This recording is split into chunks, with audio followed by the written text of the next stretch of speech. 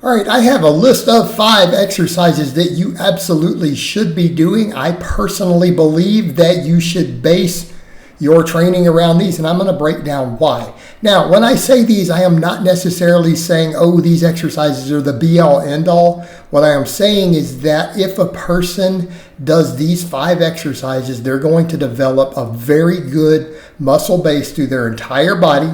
They're going to develop a very good strength base, and they're going to be reasonably proportionate and balanced if they use these 5 as a foundation. And I also want to make clear, I am not saying that these are all you should ever do. What I'm saying is that, again, if you at least do these, you're going to do these things. This is where you're going to be. And when you run into periods of time to where you can't train optimally means, hey, we're working every muscle through all its angles. We're nearing the most training workloads and volumes we can recover from. Everything's dialed in perfect. We can't always do that all the time. And so what I tell people, if you get stuck down to where if you are forced to do nothing else and you have these 5 exercises as your foundation that you always do no matter what, you're still going to be okay and make decent progress in those periods of time in your life. And you're going to be able to make gains through your whole body still. You're still going to be okay. You're going to keep what you have. All of those things when those situations arise. And if they become your normal, your base, you're just going to continue to do them through the crazy busy times or stressful times in your life when you can't do everything. Okay? And so that's where I'm going with this. Because again, obviously, I think we should train everything. I think we should train calves. I think we should train forearms. Okay, so let's be perfectly clear on that. So, what are these 5 and why did I pick them? Watching through the video, you're going to see examples of me doing them all from the same training week. Some heavier work, some rep work. The 3 that are the most obvious are going to be the squat, bench, and deadlift. The big 3. I picked those for obvious reasons. The other 2 are going to be weighted pull-ups, or at least pull-ups, and barbell curls, done with a straight bar. Okay, so I'm going to break down why I picked these. The squat, bench, and deadlift, a lot of times people will say, well, you're just picking those because they're power lifts and they're popular in big 3. Yes, that is one reason, because we have standards in place. We have objective metrics for tens of thousands of people in every age and weight class and gender and everything else so that we know what is acceptable strength and what's a good base on those, because strength is correlated heavily to muscle mass. Okay, we have strength and conditioning standards and charts for those lifts. They're standardized. And because they are so popular and used in so many strength and conditioning circles and by so many strength coaches and powerlifting coaches, the resources available on those to program them, to perfect your form, all these rules for literally, hey, this is how you adjust your foot stance based upon how long your femurs are. I mean, we have that much data on these lifts. They are stupidly easy to perfect because of the sheer volume of coaching knowledge and experience and data on them. Because they are so standardized, that makes them automatically superior to other lifts that are equal. Okay, and do people get that? I want them to understand why. We have so much accumulated knowledge on these lifts that it is easy to master and perfect them with the enormous knowledge base that exists.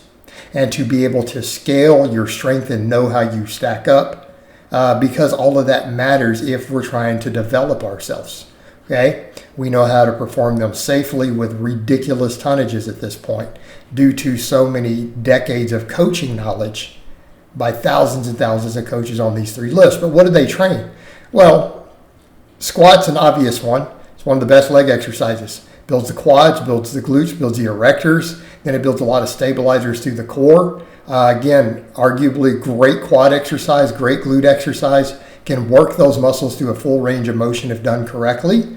It is well known for improving athletic performance across the board. Most of your top athletes in most sports that involve any power of the lower body do squats, including elite sprinters, boxers, fighters, everyone else. Okay, the squat is the king of exercises. And again, the leg development that it brings is a base builder. Keeping in mind, I don't promote doing only squats for your legs, but it should be your foundational lift. And again, this lift brings a ton to the table. Okay, all those things that I mentioned. Deadlift, obvious for similar reasons. The deadlift, in the only study that ever looked at the hypertrophy, put the most muscle mass on people, literally compared to other lifts. That's only been studied once, to my knowledge, with any decent-sized study. Works almost every muscle in the body, but primary mover is a posterior chain. Glutes, hamstrings. Okay? Erectors of your back builds your traps, builds your grip. Develops brute strength. It can put thickness through your whole body. And it will make you brutally strong. Hey, the bench press. One of the best tests of upper body strength. Most experts who actually have advanced degrees in the field and have studied it generally agree it's one of the best overall chest exercises. Again, not to say it's the only thing you should do. I'm a massive fan of the incline bench, by the way, guys. Just an FYI. Probably for me, that's number 2 right behind the flat bench. That incline bench is awesome. But the flat bench is what we're talking about here. Okay? Builds that. Great front delt, tricep exercise, particularly for the lateral head. Builds power and stability through the whole upper body due to the nature of the lift. One of the best tests of upper body strength. Then we get to the other end. So the pull-up. Why do I have the pull-up in here? Pull-up is one of the best, also mass builders for the exact opposite side of the body. All the opposing muscle groups, the lats, rear delts, your traps. Okay? Particularly that lower and middle trap, those stabilizers. In fact, you combine that with the deadlift and we have a phenomenal back builder. Phenomenal. Also doubles down on the grip training. To some extent, it helps with biceps a little bit. Helps with forearms a lot. Okay? Moves your body through space, also making it a great abdominal exercise when you look at any of the data on it. Again, builds all the opposite stuff. So, I mean, if we want a jacked upper body, I mean, right there, pull-ups and bench press, they are enormous mass builders for development of the upper body. You're just getting jacked and stacked and cocked diesel. Okay? So then why the curl? Curl is thrown in there because the curl finishes out the bicep. But what the other stuff doesn't hit. By the way, the pull-up can even help with the long head of the tricep, which the bench undertrains. The curl, though, barbell curl, it's technically a big compound. Even though we think of it as isolation, it's not. It works a lot of muscles of the shoulder girdle, the upper back. Great bicep builder. Direct tension, we're forced into a supine position because of the straight bar. And again, it's a big exercise that brings a lot to the table. It can fully develop both major functions of the bicep, because the biceps get undertrained with these other movements. Usually these other programs tend to leave them falling short. And sorry guys, you will be judged by your biceps when you're in a t-shirt. That's the reality. But again, add some functional strength there. Can help with your grip. Can help then with your deadlift. It can reduce the risk of bicep tears on the deadlift. Okay. It balances these 5 out, particularly from an aesthetic standpoint. Because again, squat, bench, and deadlift programs, that's one of the biggest complaints. Yeah, but they leave you with bad biceps. That resolves that. Okay, just having that in there as a 5th completely negates that number 1 argument against the idea of these sort of exercises being your primary focus. It completely removes it. We just treat it like a serious 5th lift.